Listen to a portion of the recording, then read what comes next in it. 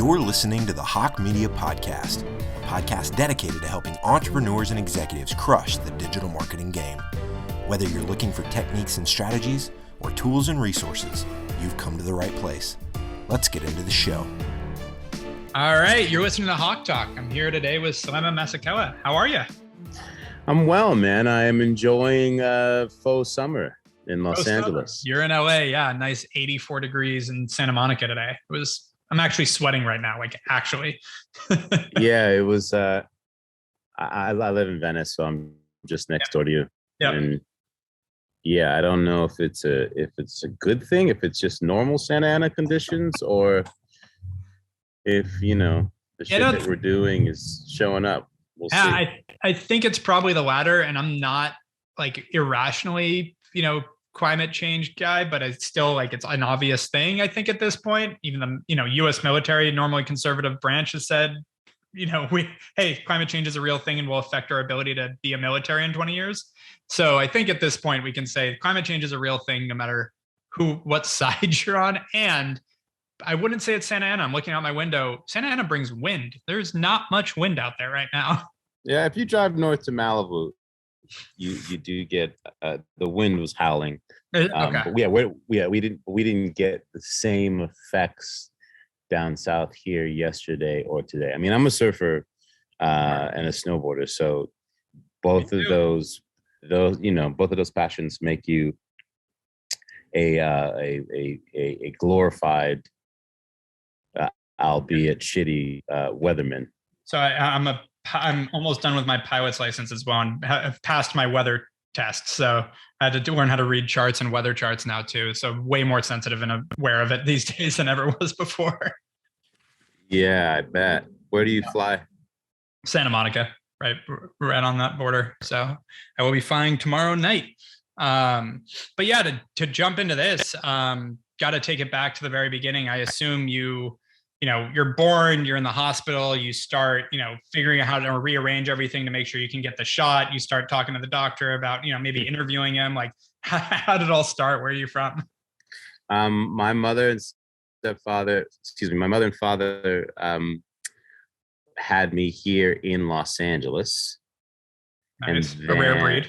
Yeah, rare breed. And then my mother moved back to New York City when I was about 2, and my father followed shortly afterwards. But both of them came here from other countries. My mother came from Haiti, and my father from South Africa, and they met in Los Angeles in the late 60s, early 70s. And are you the oldest or only? I am the only product of my mother and father, and then I have a sister from my father and another marriage, and a brother from my mother and another marriage. Got it. So 2 halves on different sides. Yeah. Nice. Two halves that are, just as whole to me as if we all grew up the same way. Yeah. I get it. I've got 2 technically half siblings, but same deal. Yeah. Very lucky. That's the relationship and the closeness that we have. Feel the same way. It's amazing when you can have sort of a modern family, but you all get along and can be close too. Yeah. And then I grew up in New York. I grew up in New York until from about 2 years of age till I was about 14, 15. Yeah. I was in New England as well for a couple of years, and then my mother and stepfather ended up in Southern California. Specifically the North County of San Diego when I was 16. Now I get the surfing. Yeah. I mean, you move to a place called Carlsbad. You don't have any comprehension of where it is you're going or what the culture is, other than like looking in an encyclopedia, and you get there in the late 80s and you're like, oh, this is what people do here. They ride skateboards, they ride surfboards, they dress funny and they talk weird, but they look like they're having a good time. So, in late 80s, North County, San Diego is like the heyday of skateboarding started to pick up too then too, huh? Yeah, I mean, it's definitely. I mean, I went to Carlsbad High School. The Carlsbad Gap was my high school. But yeah, it was the perfect place for both, and also it was a big center of where sort of the action sports, the skateboarding, surfing, and even snowboarding industry kind of had had their hubs. What's his name? Sean White's from Encinitas, right next to Carlsbad, right? Yeah, he's from Encinitas. I moved to Encinitas shortly after I graduated high school, which is only about like 10 minutes south. But yes, it's a place where the entirety of the community kind of revolves around those cultures. Yeah. So you're a lot cooler if you grew up in Carlsbad or Encinitas or Leucadia. You're a lot cooler if you skate and surf than you are if you play on the basketball or football teams. Yep. No, and I had a lot of friends down there growing up. I used to go down there and do all of those things, surf, skate. We'd all go boarding. Like, it's fun. So taking it back to New York before you're up to your 16 or I guess 14, like how was it growing up there? How were your parents involved? What kind of things were you into as you were growing up? Were you always like, I want to be in front of a camera or I want to be producing things or? No. My father was a musician. My father was a jazz musician. Okay. So I was exposed to the arts at a very early age. Like I spent my time as a kid at like 5, 6 years old. I mean, my earliest memories with my dad are being in jazz clubs with him. So I watched him play and perform, and he had an incredible stage presence, and he was a dope storyteller. So that was something that I was a natural for me to be curious about. And then, growing up in New York City, you get to be super surrounded by the arts. As kids, you go to Broadway on field trips, and you go to see dance shows and things, and you get cultured, so to speak. And in my elementary school, they put instruments in our hands at 7 or 8 years old. So I was playing in the band and singing in the choir from elementary school all the way through into high school and doing plays and stuff. So I was really into like, and I also grew up in the explosion and the birth of hip hop. So I'm a b-boy and I got my dance crew, and so that kind of like performing as sort of like competition or showing off amongst friends, that like creative competition was something that I was used to at a very young age. And being in front of a crowd is something that I was comfortable with, but I didn't have any real aspirations to do what I do today. I mean, there was definitely a part of me that thought like, oh, it'd be cool to act. Because my father was such a successful musician, I was definitely sort of like intimidated by music. I love being around it, but the idea of making it was like, well, there's already somebody in the family who's crushing it there. So it was very unlikely that I got to the place that I am now, especially when my parents moved to San Diego, because it was sort of like kind of derailed whatever chance I might have had at the arts. Like I wanted to go to an arts high school. You did? Okay. And then but then they moved to Carlsbad, which was that was not the case. But surfing really like changed my life. The first time I stood up on a surfboard, I was like, I think that was the most spiritual experience that I'd ever had to date. I'd grown up going to church, but it didn't feel like what it felt like in the ocean. What that moment felt like. And so my whole life sort of just targeted that way. And when I graduated high school, I didn't have any desire to go to college. I just wanted to like, okay, how can I keep on doing this as much as possible? Yeah. Snowboarding came 6 months after I started surfing. And I happened to live in a place where it wasn't entirely impossible. I mean, you had friends who were sales reps for different brands and surf brands and skate brands. And I worked in a shop, and you're like, oh, maybe I can get a job at one of these brands, etc.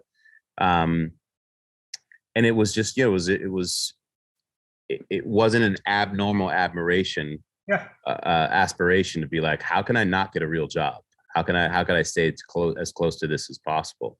Yep. But I mean, that also involved me like cleaning car dealerships and medical offices at night until 5, 6 in the morning, and then going straight to the water, and being a part-time bank teller on my off days, and waiting tables and busing tables and all those things that, to support my habit, so to speak, And were you competing, or was it just you like wanted to do it like as a hobby, or was there any point?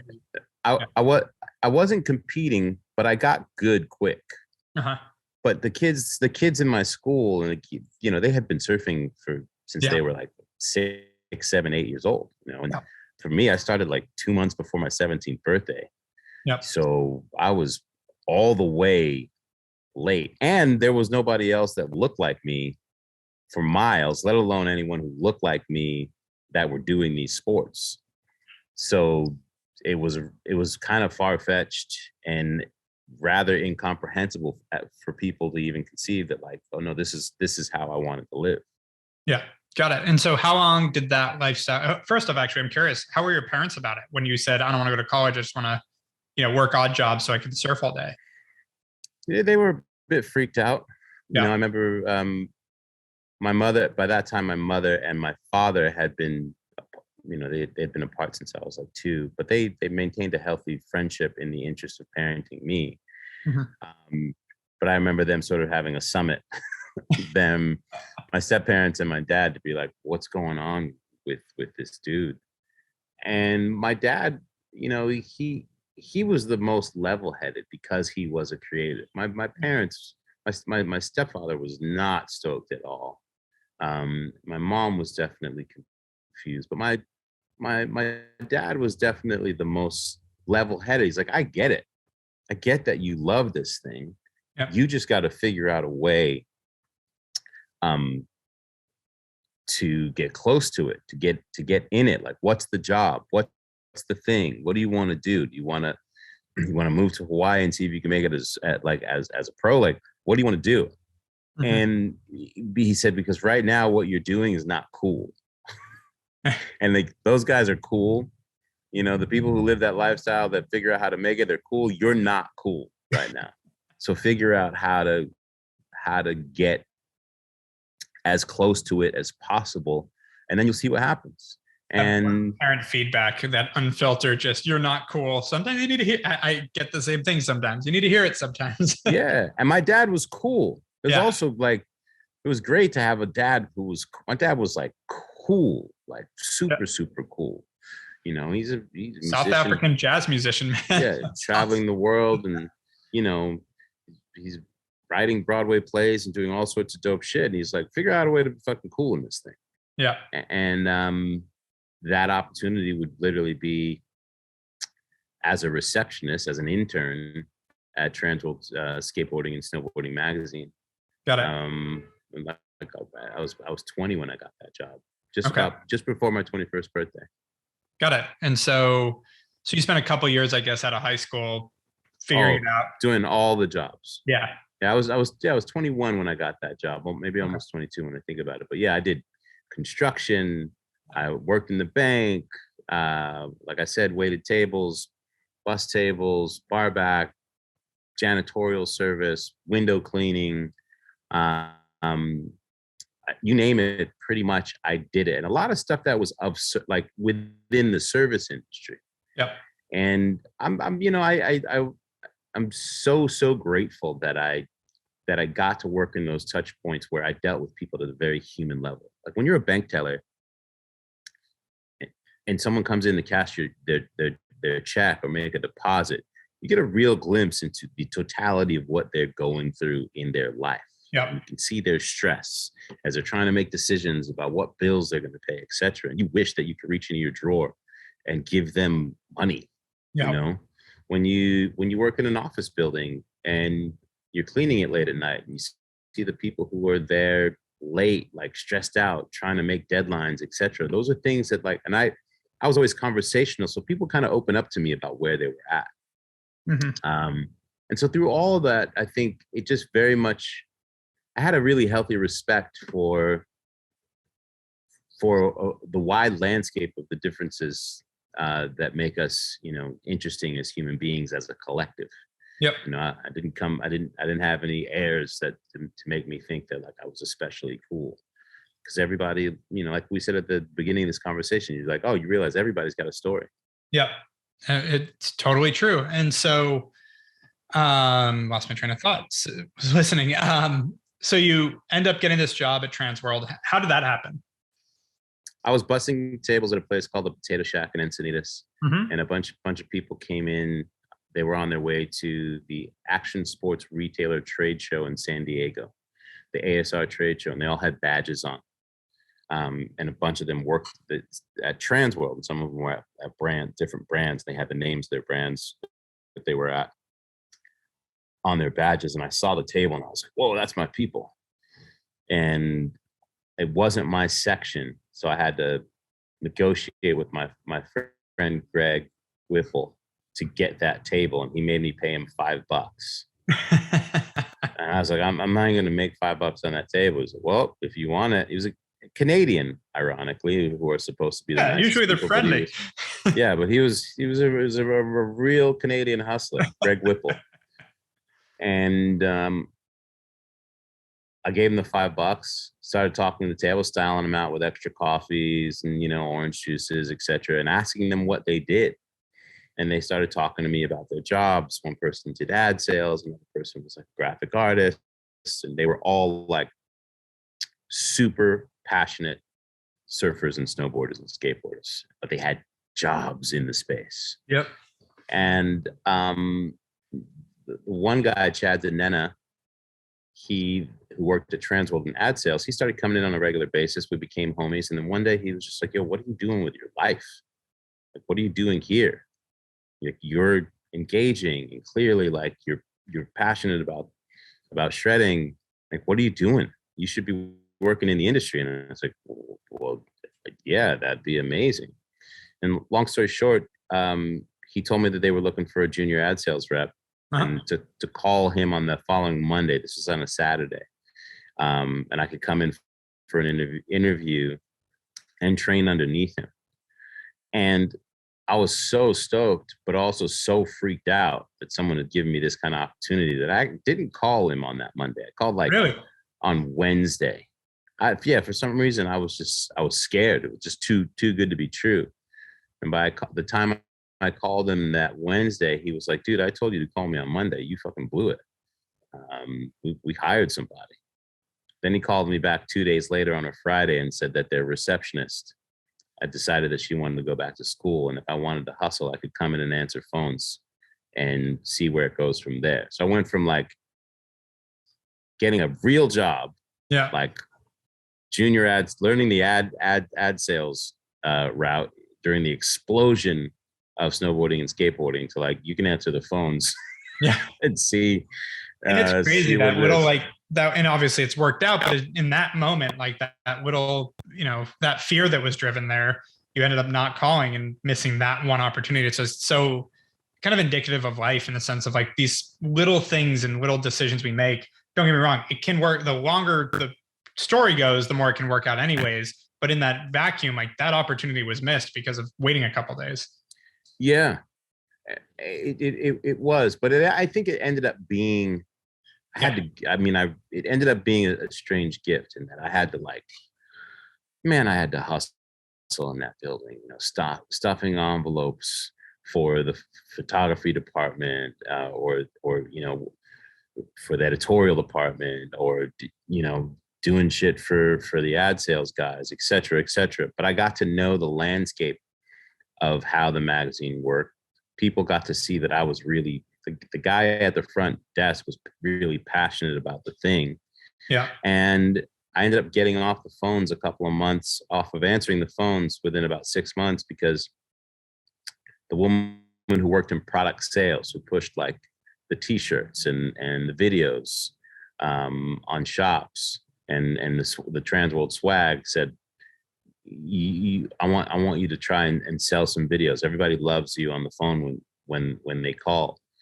And so they were selling these video magazines. She gave me like a ledger of shops to call, how many videos they'd ordered the last time. And I started cold calling these shops. And by the end of the day, when she came to check on me, I'd sold more videos that day than the previous person had sold in a month. There you go. And so she promptly went to the HR woman and said, I need him. How about if he, answers phones in the mornings and sells videos in the afternoon? And that's kind of when things started to take off for me. And shortly after that, and what do you think caused that success? Is it because you were passionate about it? You were able to call these shops, which obviously guys at shops are usually just the same. And you're able to just be like, this is a dope video. You got to buy it. Or like, where was that you think you were so successful? It was less about the video and more about finding common ground with these kids that were just like me in shops across the country, having conversations about the thing that we loved. What's it like there? Here's what it's like here, and here's what's happening at the magazine. What's going to be in the next issue that you want to look out for? This pro or this person that I got to skate with the other day. I was the equivalent of the internet to them because I was at the headquarters of the industry, and we had this passionate, this connected passion that you could hear on the phone. Like we're both in the thing at different angles of it. And I think that was really the key for me was being able to build connection with people. And like I talked before, that's what all those years of working in various like areas of just jobs of service really, really prepared me for. I was just genuinely curious about people, and that helped. And then by the end, they'd be like, yeah, dude, what do you got? Like, sure, I'll take 20 of them. That's awesome. Yeah. I guess down the line, I'm guessing it was also easier when you called them back with the next thing. Like, oh, you again, what's up? Yeah. And then I could like hit them for the t-shirts and the sweatshirts and the beanie package. Yeah. And all that. And then, you see them at the trade show, and now you got friends. Yeah. It was awesome. I mean, and you gotta think like that's all, that only method of communication you had to call someone. Yeah. Lost art. It was a lost art. And you had to build connection with people. And that really prepared me for, so much of what my future would be. And at the end of the day, it's all storytelling, Yeah. That's life. And so where did it progress from there? You're now in sales, you're selling videos and t-shirts and hoodies and everything. How did it kind of progress from there? From there, I got a job at a skateboarding company called Planet Earth Skateboards. And Which clothing. one? Sorry. Planet Earth. Oh yeah, got it. Yeah, Planet Earth skateboards and clothing, working for the legendary Chris Miller. I was doing sales for him, calling shops. And then by that time because of my time at the magazine, I'd become super, super well-versed in the snowboarding industry as well. Mm-hmm. And Chris wanted to start a snowboarding outerwear brand. So I helped him do that, and put together the team, and started sort of team managing and doing sales. Have you watched the Jake Burton documentary yet? Yeah, I'm in it. Are you? I missed that. Yeah. That's awesome. Yeah, watched it. I'm very much in it. Very cool. I'm commentating the U.S. Open. Got it. And so you see me, and then you hear a lot of me. I mean, I close out the video, the movie, sort of putting into context that scene where all the riders are coming down and talking about snowboarding as a family. Yeah. Yep. I got it. Now I remember. That's awesome. So you helped start the outerwear brand with Chris Miller. Yeah, I did that, and then I worked for Reebok. They started a division of their brand called Box. So real quick, I'm curious, what caused you to leave Transworld? What caused you to leave Chris? Like, what caused you to move around? I'm the woman that I worked for at Transworld was just a horrible human being. Got it. Just a chain smoking,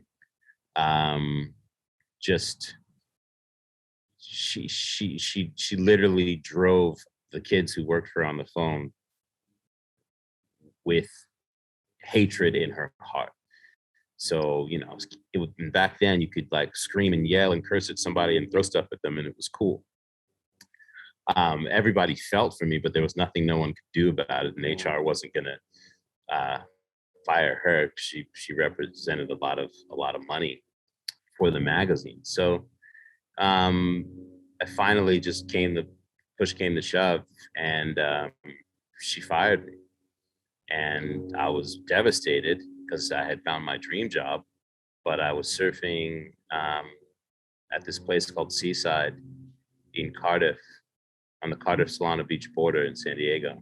And there was one other person out on this very small day, and it happened to be the only other, like, there was another person out, and it happened to be a black guy in the water with me. And that was like two unicorns meeting in an open field for thousands of miles and being like, wait, what? We instantly paddled up to each other. I was like, who are you? He's like, who are you?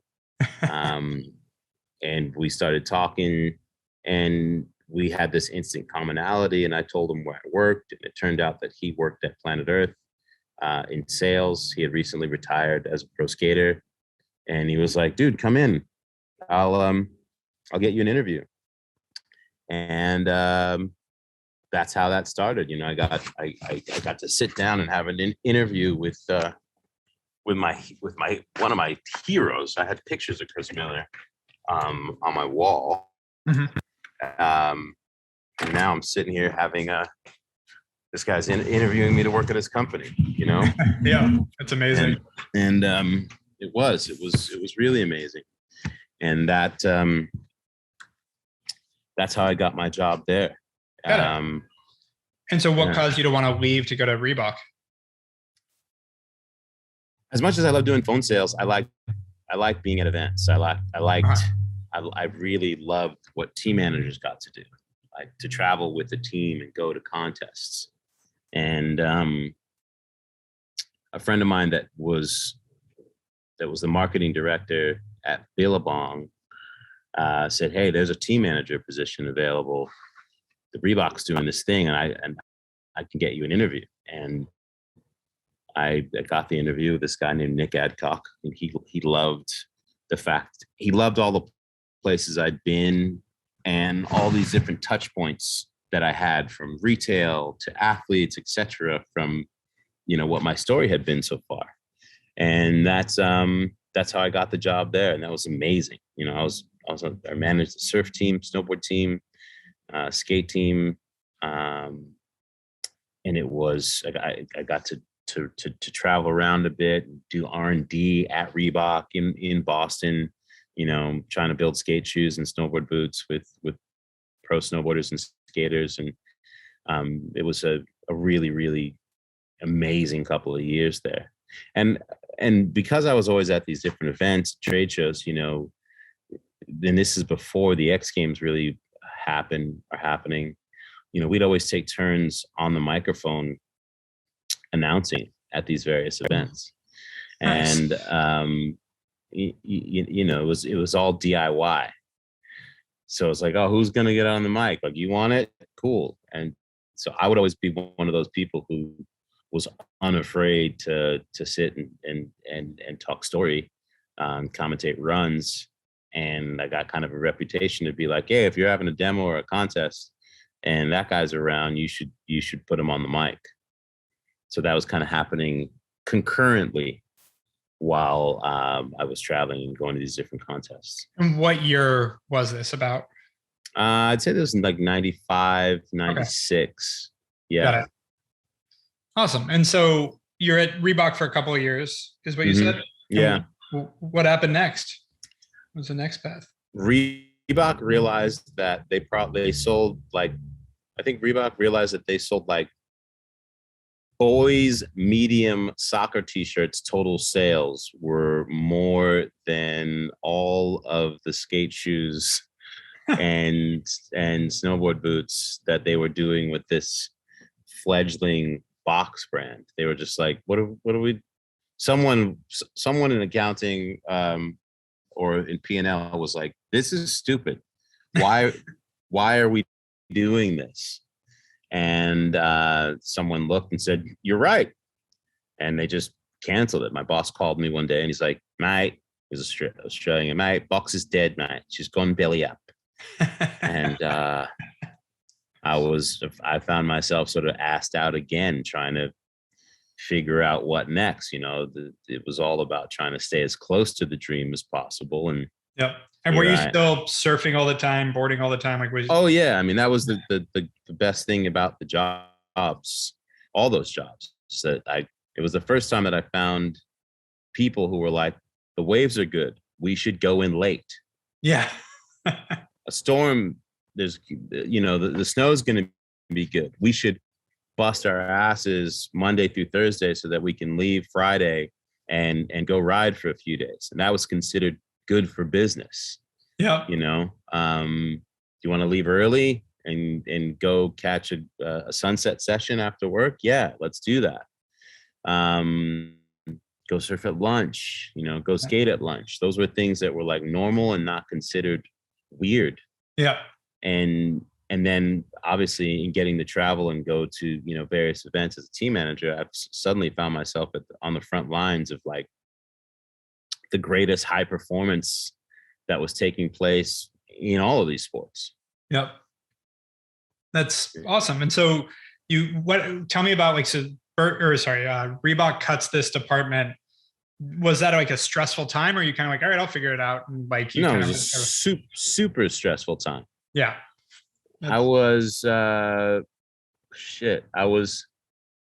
had like a stock of shoes in my little cubicle office that they rented for me in a little satellite office that I had in Carlsbad. And I pretty much lived off of trading those shoes in to secondhand shops for like 4 or 5 months. That's how I ate. And then suddenly you don't have any more shoes left to sell. Yep.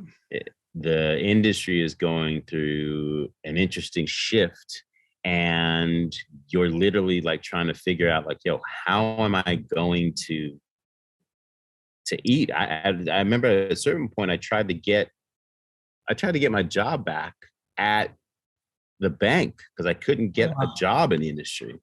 Yep. And HR from the bank was like, you've quit and came back like 4 times. No. And we haven't seen you in years. No. I worked at a local skate shop at a certain point. I picked up shifts, bar backing again at a place. And I thought at a certain point, I was like, well, maybe this ride is over. And my old buddy, Chris Miller, by that time, Planet Earth had expanded into, was Planet Earth Rhythm, the Planet Earth snowboarding outerwear. They started audio footwear, Thunder trucks, and they needed someone who could do team managing. And I had like real experience, and so they brought me in to do that. And it was he gave me how long was that? How long was that gap from when Reebok shut down? Do you got that? About a year. Wow. I think I took that job in like 97 or something. Yeah, it was about a year.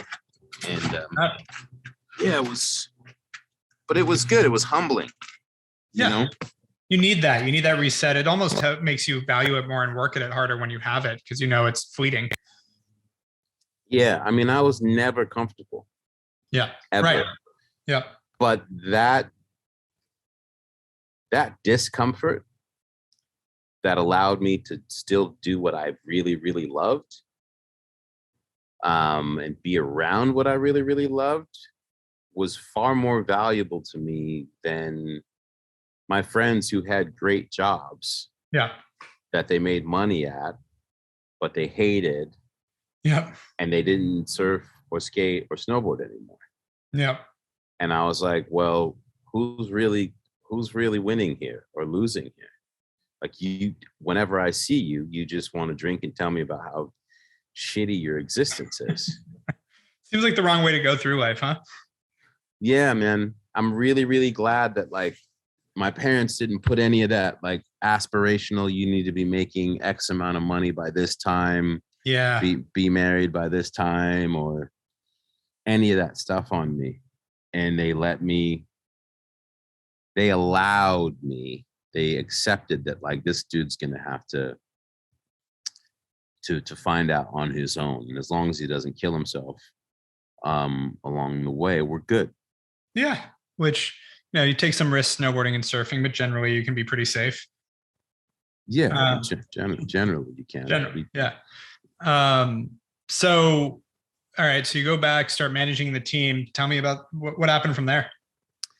From there, things were starting to go pretty good, and I had, I've been in the mix now for 4 or 5 years. I have a strong reputation. The brand is going well. The brands are going well. I mean, Tony Hawk rode for audio. I was Tony Hawk's team manager. Got it. Yeah. On audio. Yeah, 97 to 2002 were pretty good years for Tony Hawk. Yeah, the last time I checked, they're still good years for Tony Hawk. Touche. Yeah.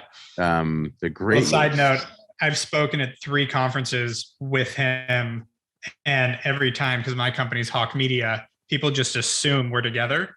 And I got invited to ride with the owners of Sunshine up in Banff because they thought they're like, bring Tony. And my business partner's name is Tony. So I'm confused going like, bring Tony. Like Tony's back in California, which they're like, oh, okay. Tony Hawk went back to California. And they're like, well, you should come. And then like connected the 2 dots after I got there. This super awkward moment where they realized some schmuck marketing guy showed up thinking they worked with Tony Hawk. It's fun. Got a few pictures together. It's on your government ID. Get in where you fit in. Can't knock the hustle. I'm sure the Birdman would be somewhat impressed. Oh no, we've talked about it because I've seen him since. We've got pictures of him rocking the Hawke Media sunglasses and stuff. It's fun. That's awesome. Hey, maybe, and at some point you might come through and be like, hey, how much for the buyout? Yeah. And you're like, sweet. I always wanted to go chill in Turks and Caicos. Exactly. But yeah, man, it was a good time. But I had a friend, my friend Alyasha, who was an incredible designer. He was designing a lot of the stuff at DC, footwear, and snowboarding outerwear there, and helping them with their boot program. He wanted to start a clothing company, and he had positioned to me like, hey, how dope would it be if we could start basically a Black and Brown owned clothing company in this space, because most of the people who were running things were white kids, and none of the brands were owned by any people of color. There were athletes in the skateboarding end of things, but as far as like who was getting to run shit, none of us were in positions of decision making and getting to create and have final say in story for a brand. And so we came up with an idea, concept, and he called it alphanumeric. And we found a company that was willing. They liked the idea of what this alphanumeric environmental protect your mind company looked like, and that we started alphanumeric clothing. And about a year after Chris had given me my job back, I had to go sit in his office and tell him that I was leaving to go start my own company. How was that? It was horrible. It's like, he didn't freak out. He's the most like even-toned, kind and loving person. And he just proceeded to tell me all of the things that I was in for, and the risk that I was taking in going and starting this brand. But he wished the best for me.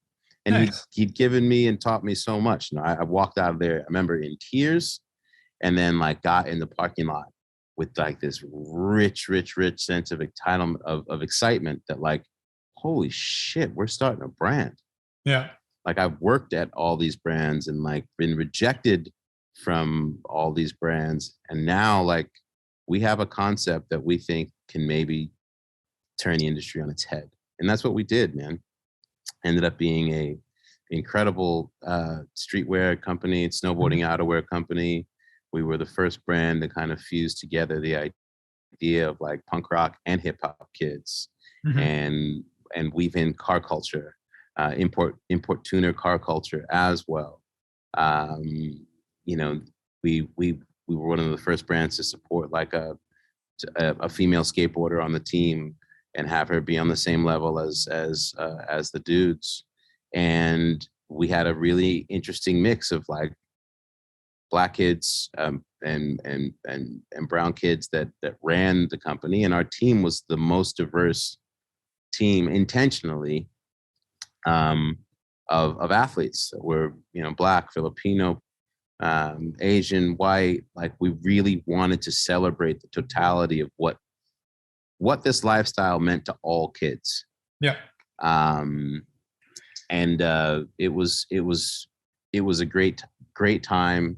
Design wise, we flipped everyone's heads. I mean, Virgil Abloh to this day, like he definitely cites Alphanumeric as being one of his main influences for what he does in streetwear today. Yeah. And no, I mean, you guys absolutely crushed it. And by the way, I come into this usually blind intentionally because I like hearing the story is the same way the listeners are. And that's awesome. I know the brand. I mean, you guys, it's what's awesome to see is you did something, motivated, you wanted to build a business, but at the same time, you had a lot of sort of a cause side to it, which is much more in vogue now than it was then. But the need for that was there. And so you got the demand, you got the support because people wanted that. There was a huge market, much bigger market underserved than was even being served by these other brands. And you guys were able to jump into that. Yeah. And we didn't understand how no one couldn't see it. Right. Like everything for the most part was punk rock, SoCal angst driven. Yep. And everyone else was supposed to just sort of like find little cracks in between. But we're like, yo, there's a whole group of kids out here who are into everything that don't want to be put in a box anymore. Yep. That would like to see each other through a lens that reminds them of what that connectivity looks like. Yeah. And it was fun. And that's when I started I got my first, like the first thing that I did really on TV happened around that time as well. I mean, I had been doing, like I said, random hosting, random events. And that led to some like random public access style television where you're just interviewing your friends at contests on a show. First on a show called Planet X and another one called Buckboard Wild. Mm-hmm. But in the midst, while I was at Alphanumeric, I got a break at MTV to be like the skateboarding guy alongside Carson Daly at the MTV Sports and Music Festival. Nice. And so how did that happen? Were you seeking that out, or were you, as you said, you were just hosting random stuff, so you got recommended by someone? Like, how did that come to be?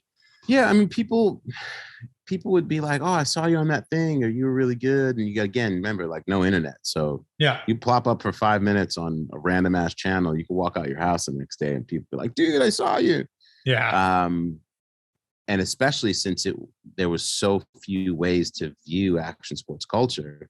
If it happened, you called your friends, be like, you would say like, we're on TV, That's awesome. Because like the thing that you loved was on TV. Yeah. And I had a friend named Carl Harris who had taken an interest in me. It worked a little bit in skateboarding, and he got a production job at MTV, helping them like get the action sports, the shred lifestyle portion of the shit that they were doing right. And he was the one who just adamantly was like, you got to call my boy. You got to get my boy on here. The person who's on here has to be legit. Otherwise, you guys are going to look stupid. And he convinced them and got me an audition. And that's how I got my first gig on MTV, like literally with Carson I think the first one was in Memphis, Tennessee at the Sports and Music Festival. And so was your time at that point, did you start doing more and more of that? Or were you fully focused on Alphanumeric and this was a little side gig? Like, how did you look at it professionally? I was fully focused on Alphanumeric. Okay. And in fact, like I was wearing Alphanumeric, like giant Alphanumeric logos on MTV Sports and Music, which was a huge get. And the phone started ringing off the hook, like, yo, we saw Sal. I went by Sal then. Yeah. On MTV, wearing Alphanumeric, and it grossly affected sales. It was like a Trojan horse moment. So I looked at it less as like, I'm going to be super famous out of this, and more like, I got the logo on TV. Yeah. But people were like, hey, there was a guy, an exec at MTV who took an interest in me and said, hey, you have a natural knack at this. Like, are you interested? Would you want to be a VJ? And I was like, I don't know if I want to be a VJ, but I like coming to these things. Yep. And they started calling me for the various ones that they did. So it became a cool little hot side hustle. Yep. of sorts. And like I said before, it was like also like we didn't have the budget for what that marketing would have cost us. No, it's funny. We had Deer Deck on the podcast too, and we've done a bunch of work together. So I've heard the story of plugging stuff on TV. It's crazy what it could do. It's not the same anymore, but at that period of time, it was massive. For that period of time, like that was, we were, I guess, I hate I think the term influencers is the worst thing ever created. But we were helping to shape the culture at the time. Yeah. And we were also shrewd in knowing like what the power of, in skateboarding and snowboarding and surfing, there was a thing called photo incentive. And like if you got a shot in a magazine and the logo was showing, your sponsors were going to pay you a bonus because the logo was visible and that was going to drive sales. But the opportunity to get that on television was next to nothing or never. Yeah. That kind of like getting shit on TV kind of changed the entire game, because suddenly now, the reach was, MTV was the cultural destination. It was fucking TikTok on TV. Yeah, but it's TikTok except for everyone's watching one stream and you are on it. Like it's exactly it's insane. Yeah. One single stream. Yeah. Like I tell kids all the time now, I'm like, y'all don't even realize like the lengths we had to do to get our voices remotely heard, and that now everyone has their voice can be heard in an instant via a multitude of platforms.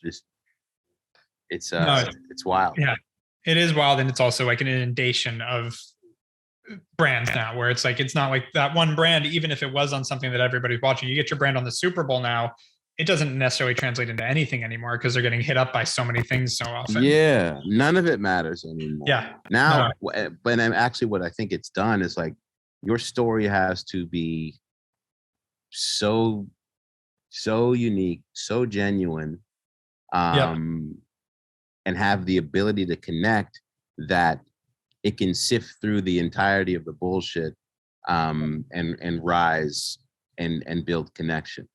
Agreed. But gone are the days where like you can't really fake shit anymore. No, and there's no silver bullet anymore. There used to be the quote, the Oprah effect was a thing. Doesn't really happen anymore. There's not one thing that you just do that and all of a sudden it's off to success. Like it doesn't. Nah. Yeah, that one silver bullet. So how long did you grow Alphanumeric and stick with that? How long was that part of your career? I stuck with Alphanumeric for about 3 years. Okay. But in the midst of that, I got an opportunity to, I had the Alphanumeric team, snowboard team, with me at an event in Breckenridge, Colorado, at the Vans Triple Crown of Snowboarding. Mm-hmm. And a guy came up to me in the bar after day one of the event. He tapped me on the shoulder and he said, "Excuse me, are you Selema Masekela?" And I said, "Yeah." And he said, "Oh, I'm Phil Orleans. I'm the executive producer of snowboarding at ESPN." And I literally looked at him and I said, "That's cute. Get the fuck out of here." I stood up in my bar stool and I yelled out to the rest of the bar to be like, "Whoever put this guy up to this, really fucking funny." And I sat back down and he tapped me on the shoulder again and said, "No, I'm for real." And he pulls out like the nicest business card I'd ever seen, like with the gold leaf, You had your American Psycho moment. Yeah, like the card.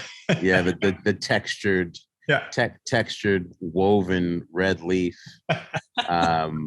ESPN on it, and sure enough, it said executive producer, snowboarding, X Games. I was like, what? He said, yeah, man, we've seen you in some things. I'm here looking for you to talk to you about. We're trying to bring in legitimate voices from within the culture to become commentators at the X Games, because the stick and ball guys, men and women, we can't teach this to them, and it's not translating. Yeah. And he bought a six pack, and we went out into the lobby of the hotel, and we talked for about 4 hours. And I told him all of the things that absolutely sucked about the X Games, and he listened. And then when we were done, he said, well, would you come out to Crested Butte in a couple of weeks, and we'd like you to be the sideline reporter for snowboarding. And I was like, no. I think the X Games are, and up until that point, you'd watch the X Games and you'd be like, yeah, we're on TV, but also like, none of that is reflective of what the culture remotely is, like extreme burgers, commercial, everything's extreme, et cetera, et cetera. You're listening to this commentary that is just like, I don't know what that is. Yeah. And I just thought it was kooky. I thought it was sort of ruining this thing that we've been like building at the core for the last almost decade. And now this is how this is how it dies, with a bunch of people who have no interest in it, making money at it for Taco Bell, et cetera, et cetera. And when I came back to work that Monday, we were in the morning eating at Alpha America, and I tell my story, and I'm like talking shit, like, yeah, and this guy, ESPN, I told him no, and they're just like, what? You said what? My boy Ali Asher was like, yo, what are you fucking thinking? Like, you could go there and make a difference. Like, you can't say no. And everyone else was like, yeah, dude, that's stupid. Like, if you got a shot at ESPN, like, we'll go. Like, we got you. And the guy called back that a few days later to press me to come. And 2 weeks later, with the support of my squad, I was on a plane to Crested Butte, Colorado. And next thing you know, I'm doing live television for the first time ever on ESPN. Yep. Interviewing my friends that were competing in this thing called the X Games. What year was that? 1999. Nice. Awesome. And so this, and that kind of led its way to you continuing to do this, right? That's where you kind of pivoted to a TV career, or did you? Yeah, I was still doing Alpha America, but like suddenly, like after that first X Games, something about what I did was connected and was a hit. Yeah. And the network was like, the guy came to me at the network at the end of the event, and he said, do you know anything about skateboarding? I was like, yeah. He said, can you be in West Virginia in 2 weeks for this qualifying event? I was like, sure. And that's how it began. And that's, ESPN's where I went for like essentially my television and broadcasting education that other people paid for to go in communications in college. I got on the job at ESPN, deep journalism seminars, learning how to do play-by-play, learning how to be a sideline reporter, alongside the best of the best from, baseball, football, basketball, et cetera, like ESPN, because they own the X Games property. We're like, we're going to train y'all up right. Like, what you know about your sports, we're going to teach you about how to be hosts and journalists. And that's when everything that I grew up with, the totality of my weird journey all sort of coalesced in that space. And it was like, okay, I can play here. And I had a passion, my passion was to essentially like proselytize, almost evangelize to people about what really made what they were watching cool. Why these athletes were cool, why they did what they did, what made the culture what it was. And I think that's what helped set me apart. And and gave me an opportunity that, like, you know, here I am 2 decades later, and I still got a seat at the table. Yeah. And so how long did that sort of sprint last of going from one thing to the other, hosting this next event, whether it's surf, skate, snow, et cetera? How long did you spend doing that? I kind of haven't stopped. Haven't stopped. Yeah. As you said, I dropped the movie mean, name, and you're like, yeah, I did the closing. Yeah. I'm, you know, I was at ESPN for 13 years. Okay. At X Games. Yeah. I've been with the Red Bull Media House for almost the last decade. Yeah. Nice. I host the Red Bull Signature Series there. Yeah. I still do, you know, some of the big premier events on the World Surf League tour. Great group of people. Yeah, great people. You know, I do Travis Rice's natural selection. Oh, you do? Nice. Snowboarding event. I'll be at Baldface in 2 months from, I think, today. I'll be at Baldface celebrating the New Year's. You will be? Nice. Yeah. Great. I go every year. I think year 5 or something for me. Yeah, same. Jeff Pincero is one of my best friends, and I talked to him today. As did I, just before I got on this call. It's amazing. Love Jeff. Yeah. So yeah, I mean, I'm still as close to it as I could possibly be, you know. And in that time, you know, I had a show on Entertainment for 5 years in prime time, 5 nights a week, hosting this thing called the Daily 10, where Ryan Seacrest was my lead-in.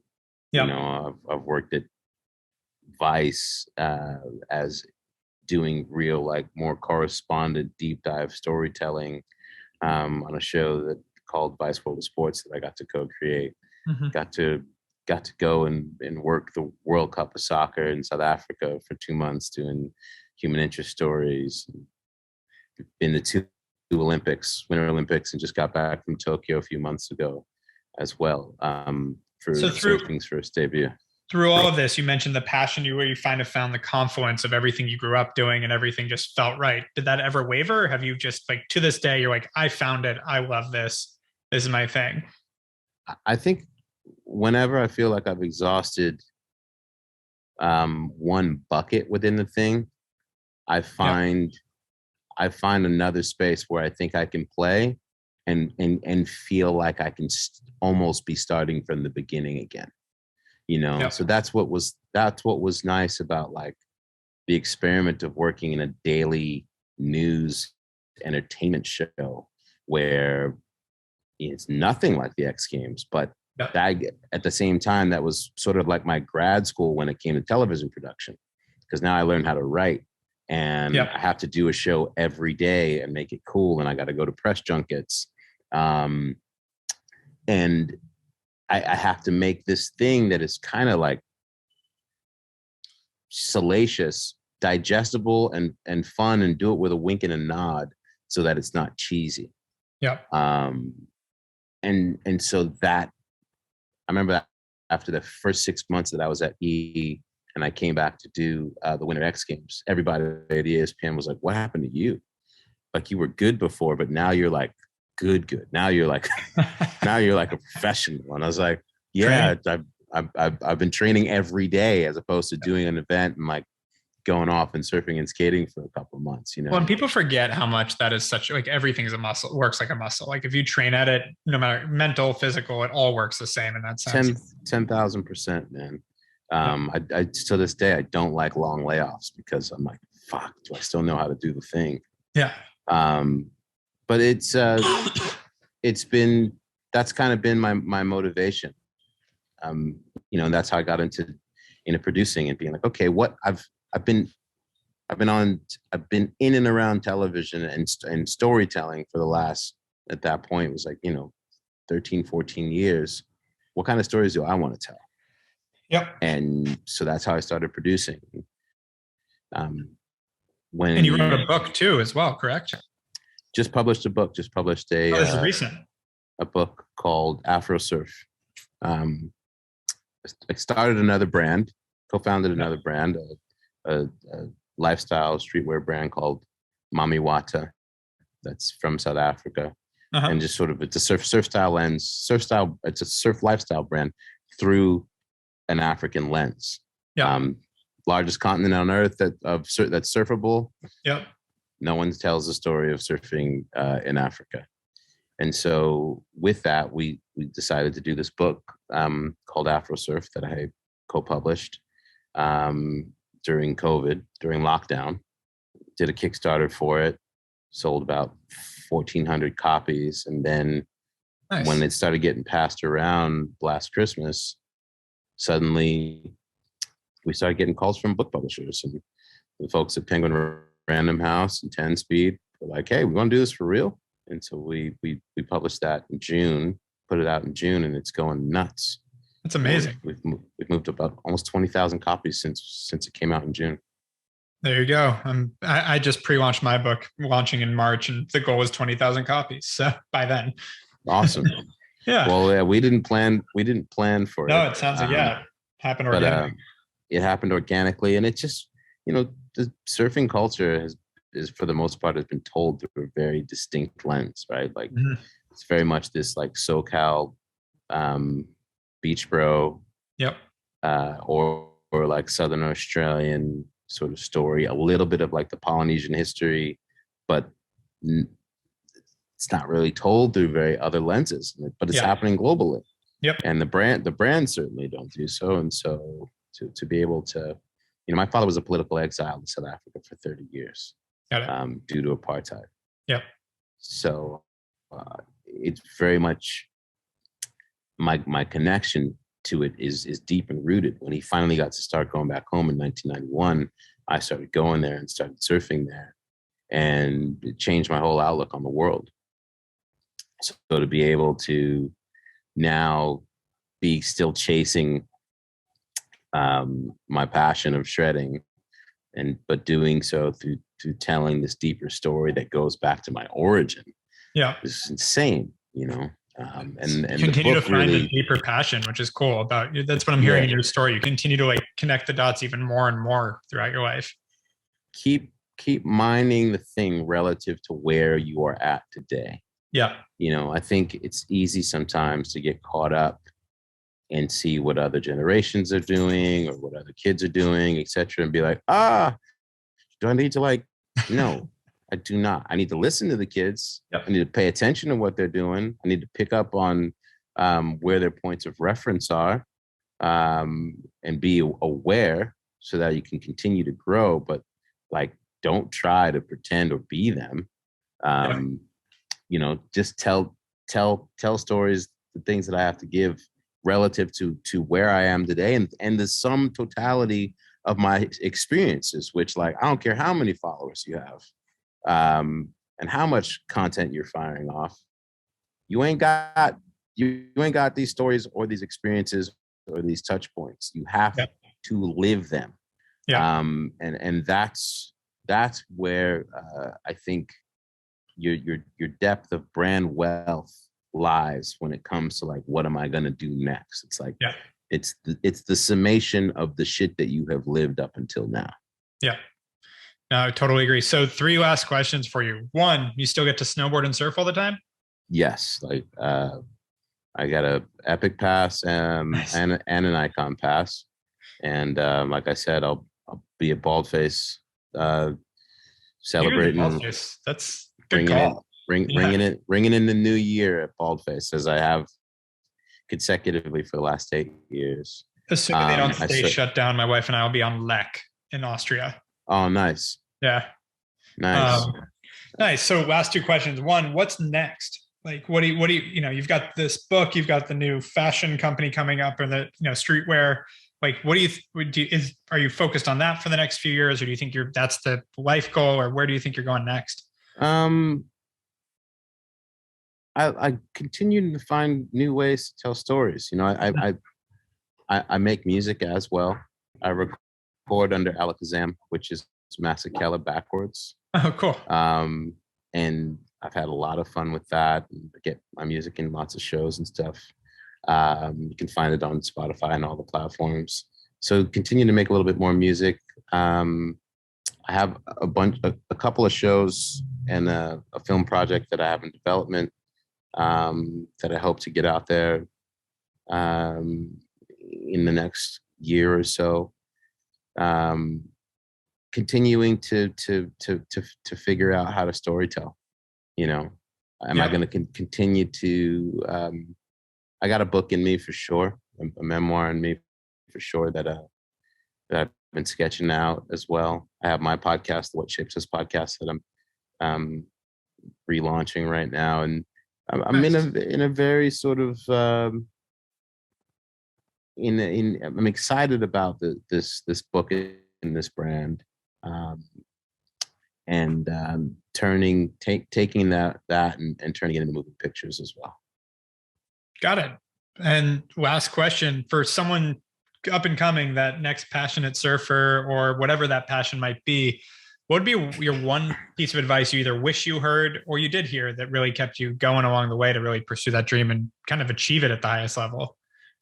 Literally no one else has what you have to give. So just stick to that. As much as you might be tempted to emulate someone else because it looks cool, only they can do what they're doing. It's funny, you mentioned Rob before. Yep. And in one of one, the manner in which that man's brain has been wired ever since he was a pro skater.